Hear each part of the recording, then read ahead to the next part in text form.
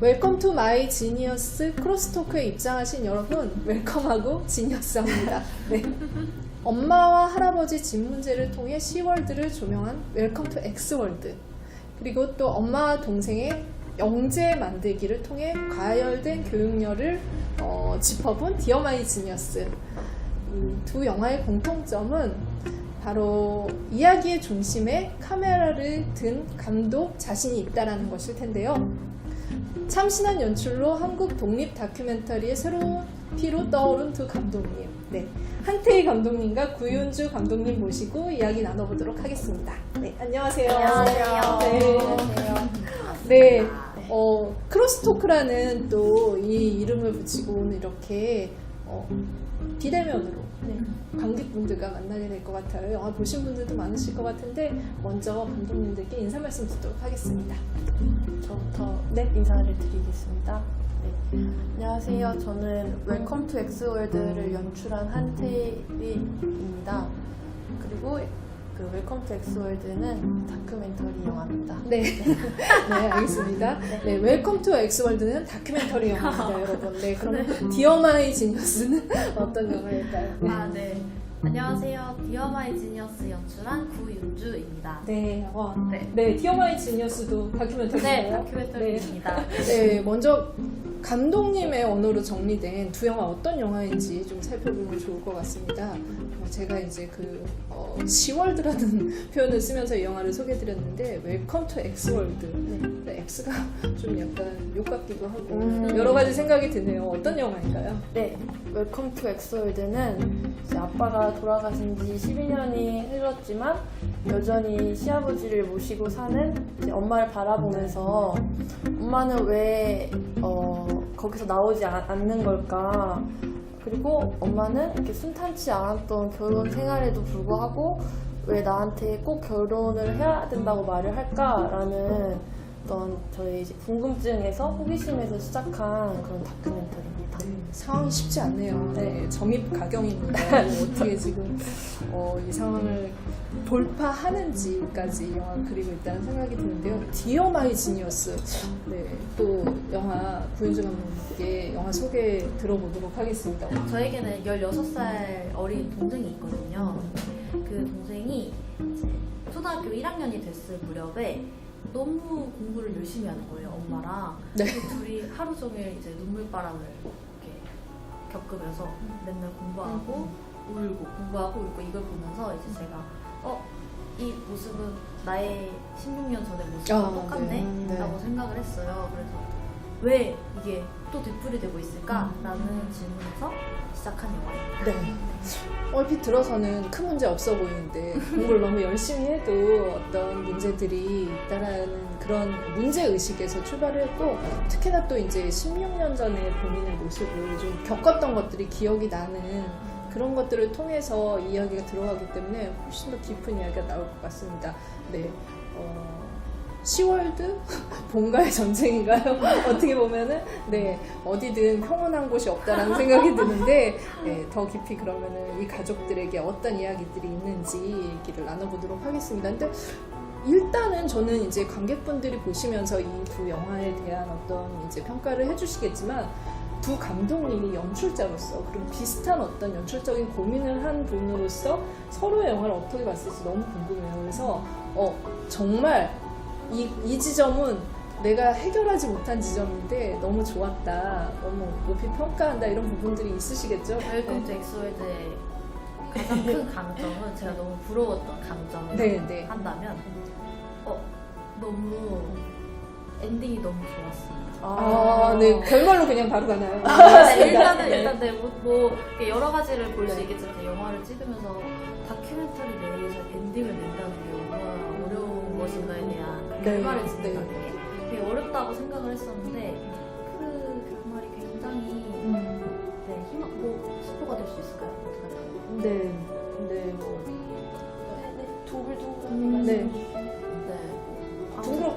둥그렇게 엔딩이 정말 많은 생각을 하게 하면서도 동시에 뭔가 희망을 주는 그런 그 느낌이 너무 좋더라고요. 네, 아마 진짜 말씀하신 그 고민 지점이 많은 분들, 다큐멘터리 연출하시는 분들이 이 이야기들을 어떻게 끌고 가서 관객들에게 마지막에 어떤 이야기를, 메시지를 던질 것인가 고민하셨을 것 같아요. 그 부분이 일단 저희가 엔딩은 좀 묻어두지만 그 부분이 가장 강점이라고 생각합니다 라고 하셨습니다. 네. 또 감독님, 네. 저는 이제 많은 강점을 발견했지만 지금 제일 먼저 생각나는 거는 그러니까 그 동생 되게 나이 차이 많이 나는 윤영이를 바라본다는 것이 어떻게 보면은 이제 감독님의 어떤 어린 시절, 그러니까 감독님을 되돌아보는 일이 되었을 텐데 네. 그거를 오롯이 마주했다는 것, 그게 되게 단단한 분이시구나 네네. 이런 생각을 하게 됐던 네. 것 같아요. 간단한 이게 그러니까 저는 이제 영화에서 거의 엄마를 바라보는 카메라를 들었다면 어떻게 보면 자기 자신을 바라보는 것은 되게 많은 생각을 하게 할 것 같아요. 뭔가 좀 부끄럽기도 하고 네. 어떤 성찰 같은 것을 경험하게 되니까 그런 부분에서 되게 멋지다. 이 영화 강점이 있다. 네, 이 영화 멋지다 이렇게 생각했던 것 같아요. 저는 그 생각 들었어요. 동시대를 사는 여성 감독이기도 하잖아요. 그래서 이 관찰의 대상인 그 어머니들의 세대도 좀 비슷했어요. 맞아. 네, 맞아요. 나보다 전 세대 여성의 이야기를 하게 되는 그 길을 열어준다라는 생각이 들었고, 분명히 이 다큐멘터리에는 여성이, 젊은 여성이 그 전 세대의 여성을 바라보는 시선이 존재한다라는 생각이 들거든요.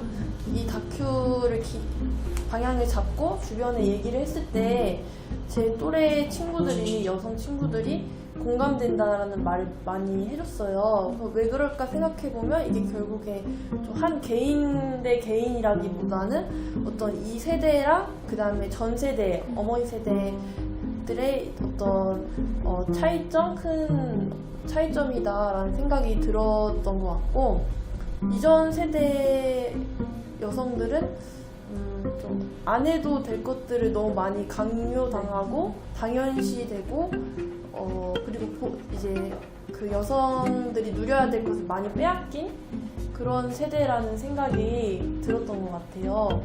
그래서 되게 이 영화 다큐를 통해서라도 같이 가족들이 보면서 그러게 내가 왜 엄마가 이렇게 하는 걸 당연하게 생각했지? 라는 어떤 의문을 서로 가져보고 질문도 해보고 그런 시간이 되었으면 좋겠다라는 그런 바람이 있었던 것 같아요. 처음에는 그런 관점으로 접근을 하진 않았었어요. 그랬는데 이제 엄마의 이런 모습들, 그리고 엄마가 하는 생각들, 이런 거를 계속해서 이제 복기를 해보면 사실 엄마가 살던 그 시대, 엄마가 자란 환경이 굉장히 영향을 줬겠다 생각을 해서 그걸 좀 여성에게 전통적인 가족에 있어서 엄마라는 그 역할이 양육, 자녀 양육과 그다음 가사노동 이거 위주로 이제 딱 정형화된 그런 느낌이 있었고, 그리고 엄마는 그걸 굉장히 잘 그 가치를 계속 실현하고 있었던 거죠. 네, 그래서 그런 모습을 조금 담고 싶었습니다. 네, 알겠습니다. 네. 저는 두 영화 모두가 어떻게 보면은 거대하게 봤을 때는 집을 나가는 이야기가 아닐까라는 생각이 들었어요. 감독님 두 분도 카메라를 들고 이제 자신의 이야기를 하러 떠나는, 이 가족 구성원에서 떠나서 독립을 하고 나의 연출 세계를 펼치려고 하는 그 시점이 왔었고, 그때 이제 카메라 드는 거겠죠. 그리고 또 이제 엄마에게는 또 이제 그 시아버지와 살던 그 세월을 지나서 독립을 하시는 것, 그리고 또 이제 동생의 교육, 그 세 딸의 교육에만 그 어떻게 보면 목을 맸던 어머니가 어떻게 보면 자신을 돌아보게 되는 그런 또 다른 떠남이 다 기다리고 있다라는 생각이 들어서, 이 떠난다라는 것, 그러니까는 독립을 한다는 것, 이게 굉장히 이 영화의 화두라는 생각이 들거든요. 영화를 다 찍고 나셔서 더 그 생각이 많이 드셨을 것 같은데 어떻게 정리하고 싶으신지. 집을 떠난다는 것? 네. 집을 일단 집이라는 것 자체가 저한테는 그러니까 있고 싶은데 있기 싫은 곳? 네. 되게 양가적인 감정을 불러일으키는 곳인 것 같아요.